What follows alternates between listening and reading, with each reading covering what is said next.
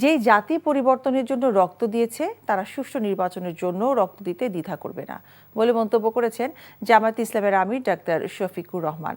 বুধবার সন্ধ্যায় রাজধানীর কাফরুল এলাকায় এক নির্বাচনী পথসভায় একথা বলেন জামায়াত আমির। এ সময় তিনি বলেন, ক্ষমতায় গেলে জামায়াতের প্রতিনিধিরা শোষক নয় বরং জনগণের সেবক হবে।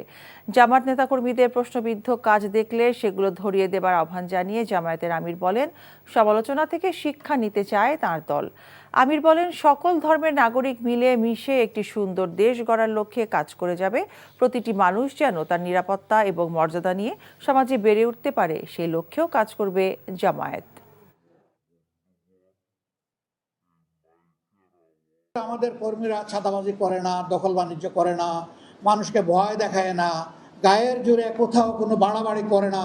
হ্যাঁ, দুই এক জায়গায় সামান্য ব্যতিক্রম হয়েছে, পান থেকে সামান্য চুন ঝরে পড়েছে, আমরা গলার চেপে ধরেছি, আমরা কাউকে খাতির করি নাই, ঠিক মতো তাকে আমরা আমাদের শাস্তির আওতায় এনেছি। বান্ডেল থাকলে প্রতি সেনমানিতে টাকা বাঁচবে। বিকাশ সেনমানি বান্ডেল কিনে জিতুন প্রতি লেনদেনে।